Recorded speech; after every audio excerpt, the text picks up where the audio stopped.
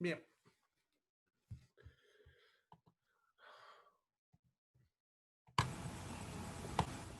Bien, buenas tardes, chicos.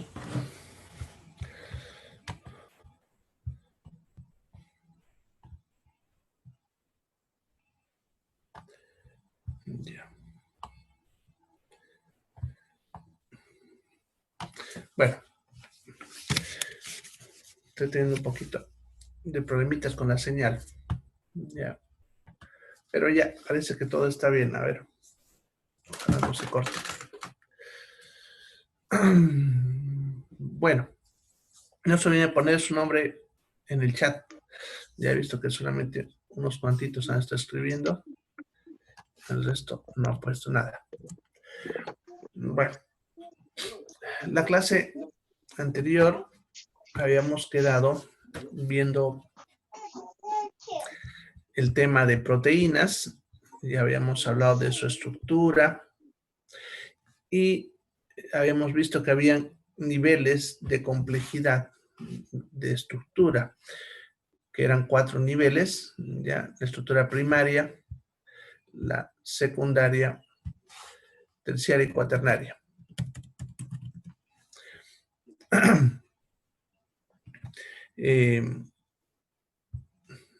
Habíamos hablado que las proteínas, en cuanto a su estructura, la primaria es de forma lineal.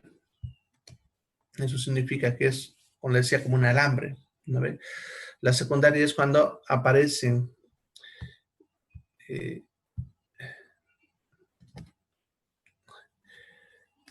estructuras repetitivas, ¿ya? Estructuras repetitivas o ramificaciones. La terciaria es cuando ya hay una estructura tridimensional y la cuaternaria cuando hay asociación de varias proteínas en diferentes niveles estructurales. ¿Ya? Habíamos hablado de desnaturalización. Ya hemos dicho que desnaturalización era cuando se perdía la estructura cuaternaria, terciaria y secundaria. Y la molécula terminaba en estructura primaria. Al hacer eso, perdía su función, ya que habíamos dicho que la función dependía de la estructura, ¿no? Entonces, al volverse primaria, pierde su función, ¿ya? Habíamos visto qué cosas producían esta desnaturalización. Les había dicho que el principal era el calor, pero también estaban los descongelamientos, la radiación, los ácidos, los alcalinos. Ya, en nuestra dieta, los alimentos principalmente los consumimos cocidos, que el proceso de cocción no es nada más que este fenómeno que estamos hablando, que es la desnaturalización. No hay pérdida de la proteína, simplemente se ha desdoblado la proteína. ¿Ya? También les había dado ejemplos de cómo se hace lo mismo con ácidos, ¿no? Como el limón, por ejemplo, el ácido cítrico y el ácido ascórbico que hay en el limón ayudan también, como por ejemplo en lo que es el ceviche, les decía, los escabeches, el ácido acético, hacen el mismo efecto. ¿Ya? Bien, ahora, ¿por qué es importante hablar de desnaturalización cuando hablamos de la dieta? Ya, sucede que en el intestino la proteína se tiene que desarmar para darme aminoácidos. Ya, sucede que las proteínas son moléculas muy grandes y estas moléculas no pueden ser absorbidas hacia el torrente sanguíneo. O sea, una proteína no entra a la sangre. Entonces, para poder meter esa proteína al cuerpo, lo que necesitamos es desarmarla en aminoácidos. Ya los aminoácidos sí pueden ingresar ya a la sangre a través de lo que es el aparato digestivo. ¿Ya? Ahora, cuando ustedes comen algún alimento, están comiendo proteínas y necesitamos que se desarmen en aminoácidos. Pero el trabajo de desarmar a las proteínas y liberar aminoácidos está hecha por otras proteínas nuestras que liberamos en el aparato digestivo. ¿Ya? Unas vienen del estómago y otras vienen de lo que es el páncreas, el jugo pancreático. Ahora, el problema de estas proteínas para hacer su trabajo está en que para poder trabajar con las proteínas necesitan reconocer su forma. ¿Ya? Acuérdense, cuando hablamos de la estructura de las proteínas, les dije que la forma es la clave, ¿no? Entonces, nuestras proteínas, no las que nos comemos, las nuestras, para que puedan trabajar con las proteínas que nos introducimos, tienen que reconocer su forma y así poder trabajar con ellas. Ahora, el problema está en que solamente tengo dos tipos de proteínas que hacen ese trabajo. Pero cuando ustedes comen, se ingieren cientos de diferentes tipos de proteínas. Ya cada una con su propia forma. Y las dos proteínas que nosotros tenemos en el aparato digestivo no pueden reconocer a todas las proteínas porque tienen diferentes formas. Y fíjense cómo la naturaleza lo resolvió de una manera muy sencilla. ¿Cómo puede hacer que todas las proteínas tengan una forma reconocible por estas dos proteínas? Y el truco está en lo que estamos viendo, desnaturalizar las proteínas. Porque podemos tener una proteína, pongámosle, en forma de un cubo, otra en forma de un cilindro, otra forma, ¿no? Diferentes formas, o el clip que les decía ayer como por ejemplo. ¿Ya? Pero estas formas no podrán ser reconocidas. Entonces, para poder reconocerlas, si yo las desdoblo a todas y quedan simplemente con estructura primaria, entonces sí pueden ser reconocidas, ¿no? Es como si yo tuviese algo así. Pongámosle, vamos a dibujar.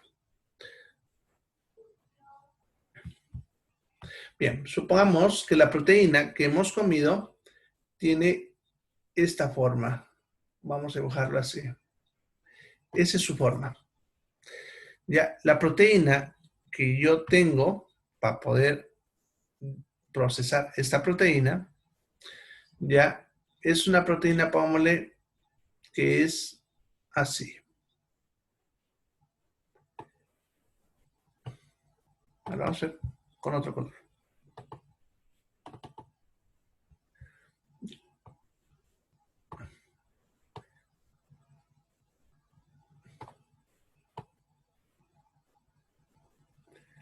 Bien, es así.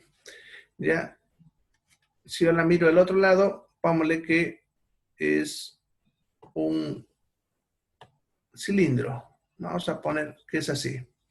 De tal manera que la forma que usa para reconocer es esta parte de acá. ¿Ya? Entonces, esa proteína que tenemos ahí dibujada con celeste sería la proteína que hemos ingerido. Y pongámosle que también ingerimos esta otra, que es de otra forma, ¿ya? Y una forma, pongámosle así, ¿ya? Entonces, todas estas moléculas son diferentes, tienen formas diferentes y por lo tanto ninguna de ellas encajaría en ese espacio.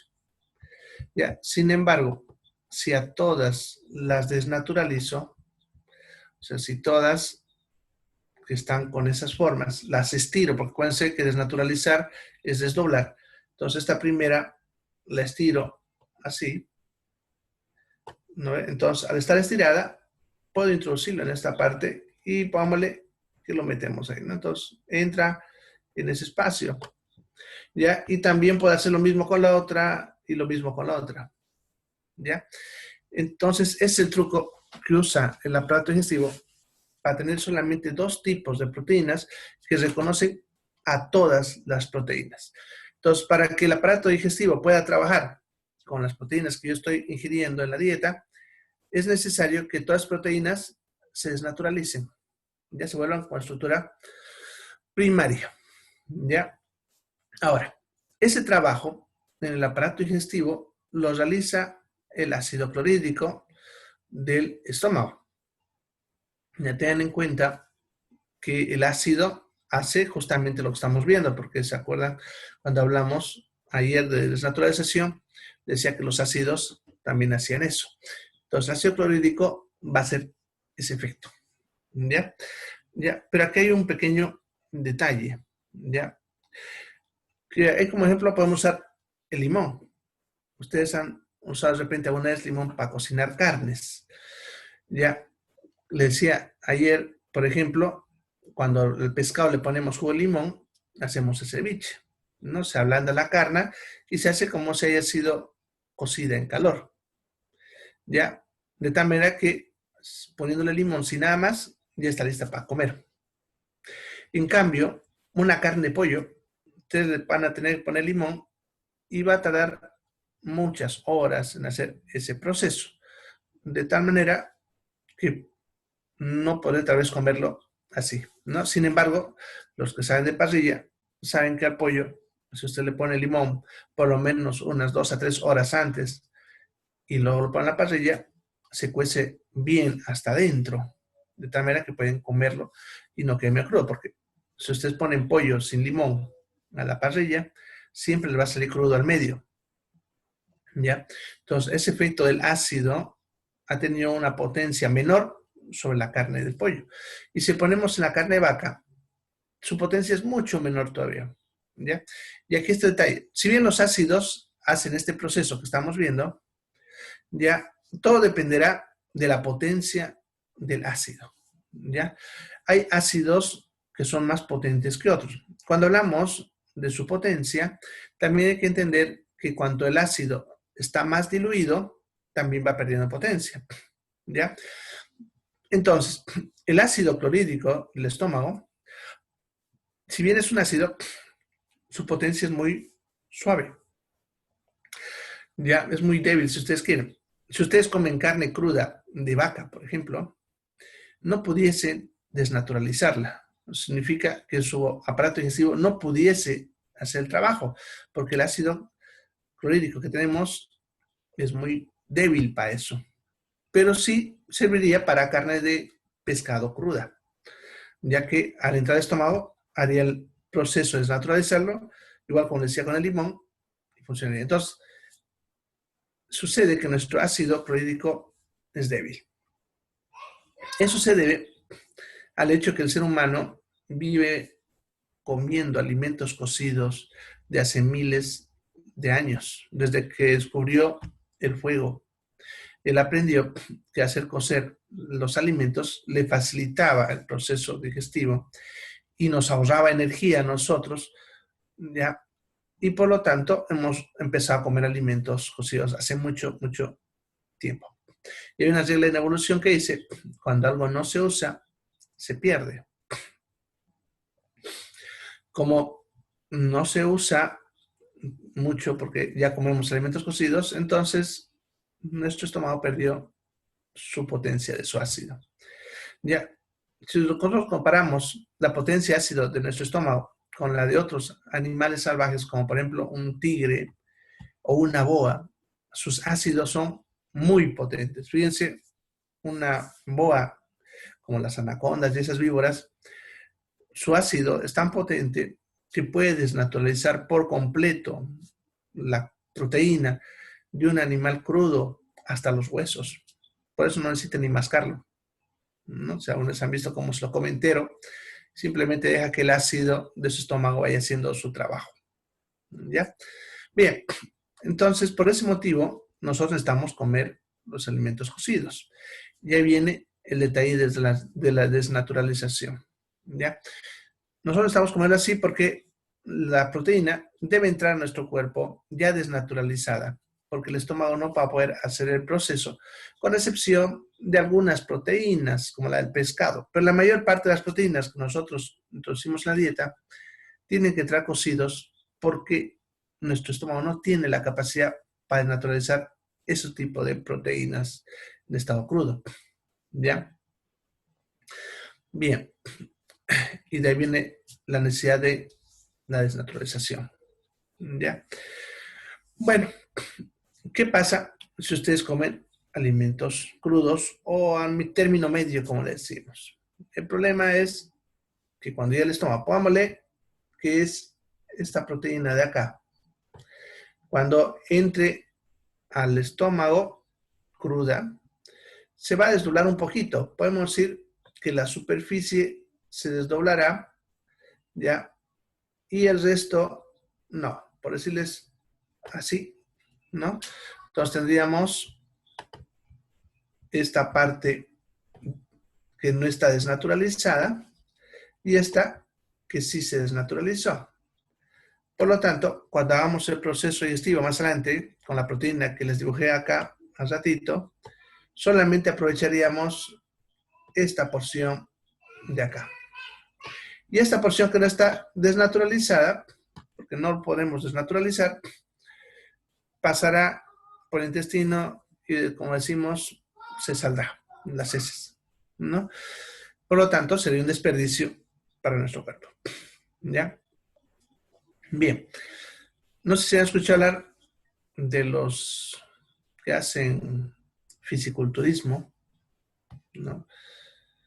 Estas personas, las que hacen fisiculturismo,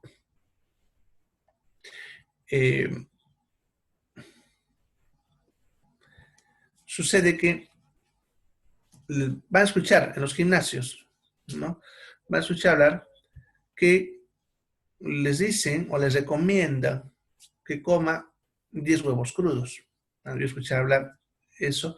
A menos si alguna vez han ido a un gimnasio, van a ver que es una recomendación que siempre hacen ahí, que si quieren ganar masa muscular, deben comer más huevos crudos, ¿no? Bien, esa recomendación es interesante, pero está errada en parte, ¿ya? En primer lugar, si comen esa cantidad de huevos, sí se van a meter aminoácidos y por lo tanto eso les servirá para que fabriquen sus proteínas en sus músculos y sí les va a ayudar a ganar masa muscular. Pero el problema está en que como es crudo, pasa lo que les estaba explicando aquí ahorita. Al comer 10 huevos crudos, van a desperdiciar, pongámosle, el 60% o el 80% de esa proteína y aprovecharían solamente el 20%.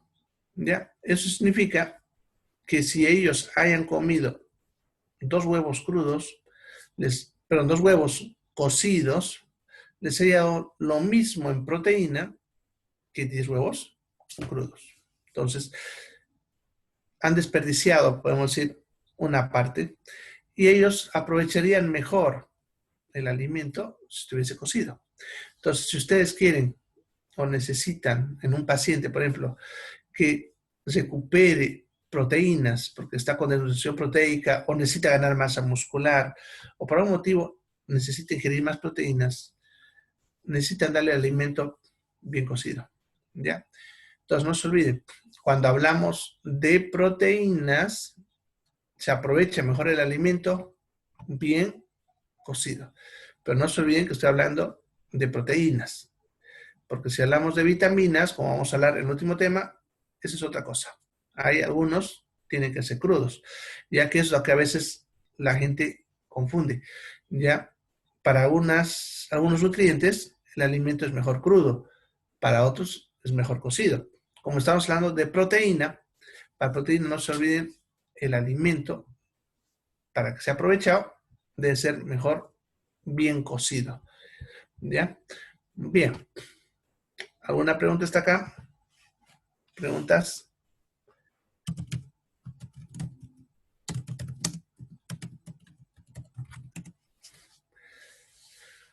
¿Preguntas? ¿No hay preguntas?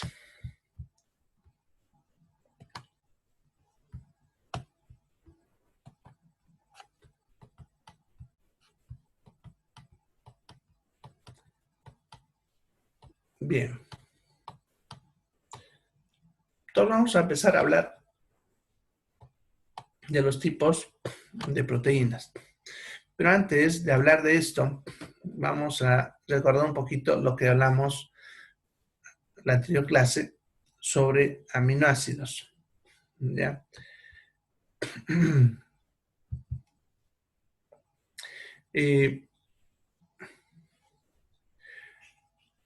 Acuérdense que los aminoácidos se dividían, ¿ya?, en aminoácidos esenciales y aminoácidos no esenciales.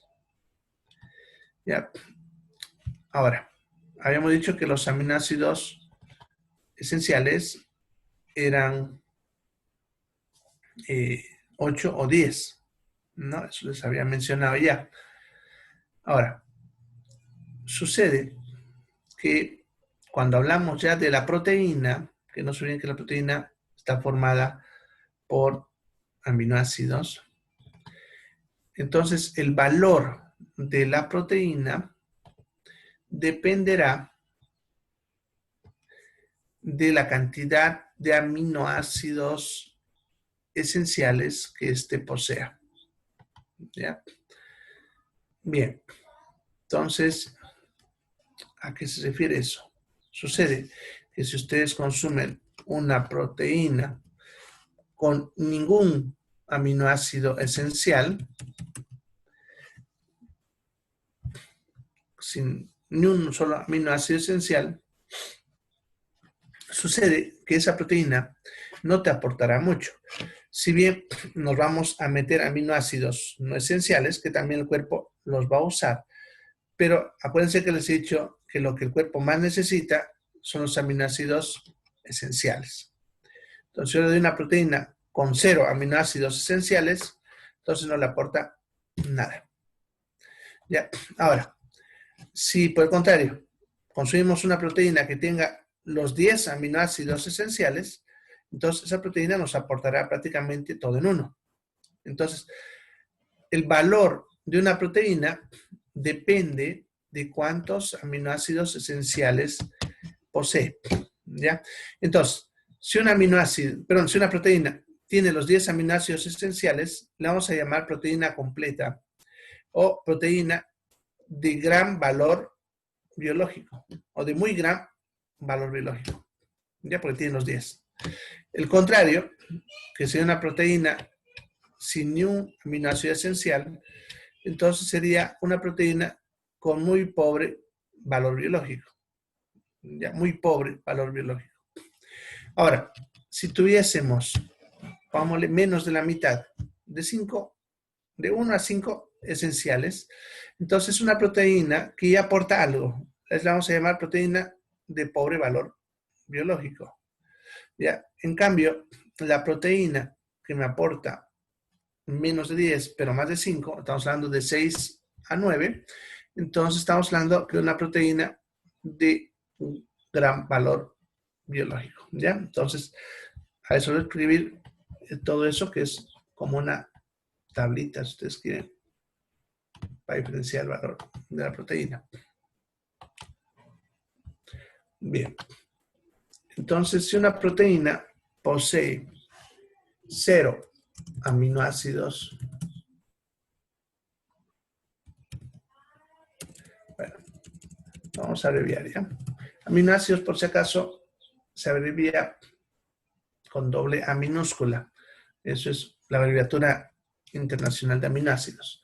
Entonces, 0 aminoácidos esenciales es una proteína de muy pobre valor biológico.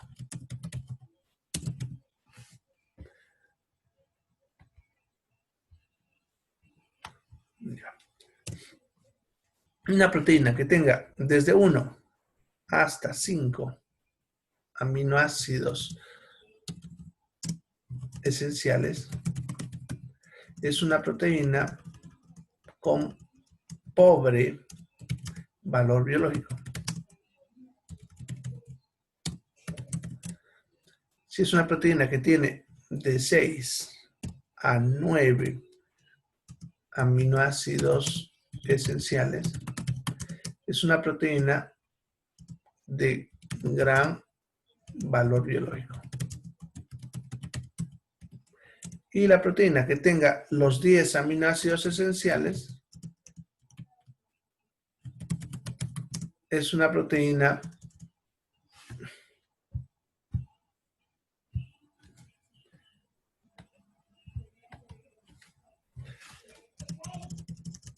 de muy gran valor biológico. Así. Bien.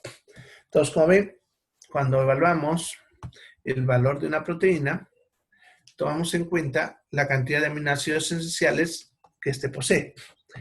¿Ya? Entonces, yo les digo, es una proteína de muy gran valor biológico, o sea, con ese muy, significa que tiene los 10 aminoácidos esenciales. Es la proteína completa que dicen algunos autores. ¿Ya? Si les digo solamente gran valor, significa que le faltan unas cuantas, pero tiene la mayoría, por eso se dice 9. Tiene una gran parte, aporta bastante. Las de 1 a 5, vamos a decir simplemente pobre valor biológico, y las que no tienen ni uno, muy pobre. Porque tampoco, no es que no aportan, están viendo que los aminoácidos no esenciales también los vamos a usar. Sin embargo, el valor de una proteína dependerá de los aminoácidos esenciales que se posee, ¿ya? Entonces, ahorita vamos a ir viendo los tipos más importantes de proteínas para el ser humano, y ahí les voy diciendo cuál proteína es de más valor, menos valor, ¿ya? Y por lo tanto, importante en nuestra dieta, porque las proteínas más importantes son las que tienen mayor valor biológico, ¿no? Entonces, si tengo una proteína de 0 y una de 10, ¿cuál le doy preferencia? La de 10, porque va a aportar más aminoácidos, ¿ya? Bien, eso es lo importante que hay que tomar en cuenta cuando hablamos de los tipos de proteínas. Bien, entonces, cuando hablamos de tipos de proteínas, se van a dividir en dos: simples y compuestas. ¿Ya? Ahora, esa división depende de los componentes de la proteína. Si solamente la proteína está formada solo por aminoácidos, como debe ser, es una proteína simple. En cambio, si además de aminoácidos tiene otras moléculas combinadas, como por ejemplo una glucoproteína que tiene un carbohidrato más aminoácidos. Entonces estamos hablando de proteínas compuestas. Ya, vamos a ver primero las simples, porque en realidad las compuestas son algunas de las proteínas simples que vamos a ver combinadas con otra cosa. ¿Ya? Bien, y primero la albúmina. ¿Ya? Todos ustedes han comido huevo y han tomado leche, así que van a entender lo que les voy a decir, por lo menos para que lo razonen. ¿Ya?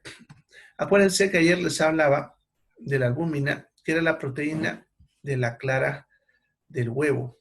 ¿Ya se acuerdan? Era la proteína que se encontraba en la clara del huevo. Les había dicho que cuando esta proteína se desnaturaliza, ya esta proteína cambia de característica, de ser transparente y mucosa, pasa a convertirse en una proteína sólida y blanca, ¿no? Entonces, eso es en la clara del huevo, no se olviden, ¿ya? Ahora, como ven, esta proteína se encuentra, además de la clara de huevo, que acabamos de hablar, en la leche. Entonces, aquí viene mi pregunta, a ver quién la responde. ¿Cómo se encuentra la proteína en la leche? La albúmina, esta que estamos hablando, se encuentra de tipo cuaternaria o de tipo primaria. A ver, ¿quién responde eso?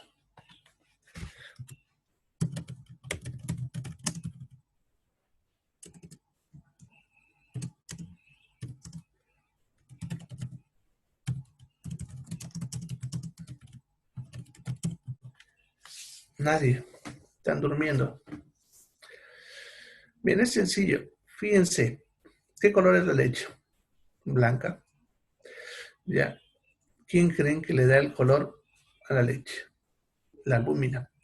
Fíjense, si ustedes agarran esa clara de huevo, que acuérdense que les decía que cuando está transparente y en forma de flema, es en estructura cuaternaria. Y cuando la hacemos cocer, habíamos dicho que se vuelve primaria y se volvía de ser transparente y mucosa a volverse sólida y blanca.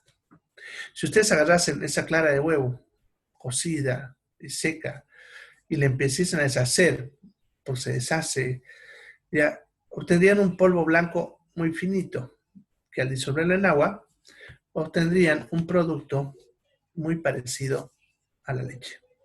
Entonces, la leche tiene albúmina, pero está en estructura primaria, cosa que en el huevo no, están viendo.